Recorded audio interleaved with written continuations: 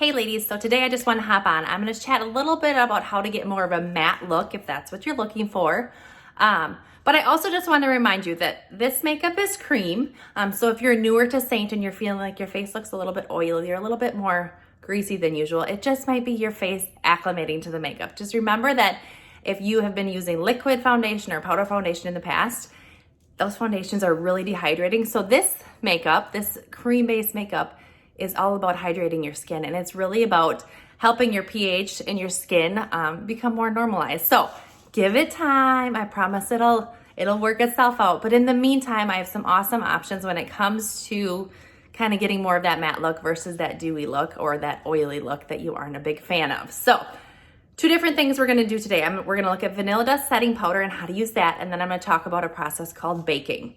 Now, our first one is vanilla dust. So this little tin here, I've used a lot of it. This would be our vanilla dust.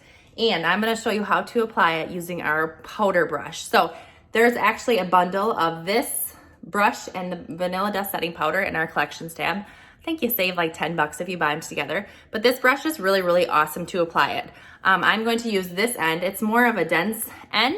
And I'm just gonna dig right into my vanilla dust and get a little bit on my brush, and I'll show you guys. See, like this, and I'm just gonna pack it where I want it. So I tend to get more oily around my nose. So I'm gonna put a little bit there and then up in my T-zone. Now, if you have more mature skin, you want to avoid your under eyes when it comes to powder. Now, the reason I say that is because powder settles and creases. So even if you have fine lines or anything like that, even just starting, like I'm in my mid-30s and I have fine lines starting, I don't wanna put powder there because I don't want them to stand out, and that'll make them stand out. So just remember that when you're applying it. But it's really simple, guys. Just using this powder brush and this vanilla dust and put it where you need it on your face, where you have problem areas or places that get more oily looking.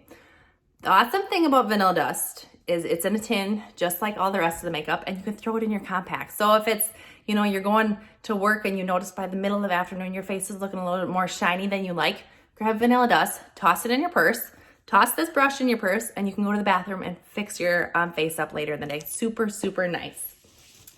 Alrighty, the other option is something called baking. Now this is for someone who, if you really, really have oily skin and you feel like it's really shiny all the time, this is a good option. If you live somewhere where it's very, very humid, this is a good option. I like to use this in summer if I'm going to like a wedding and it's 90 degrees out. I like to do this to really make sure that my makeup sets and lasts all throughout the day. So I have my damp perfector sponge here, and I have some loose face powder. Now this is the Airspun loose face powder. It's just the one I use. There's a bunch of different options, but I really like this one.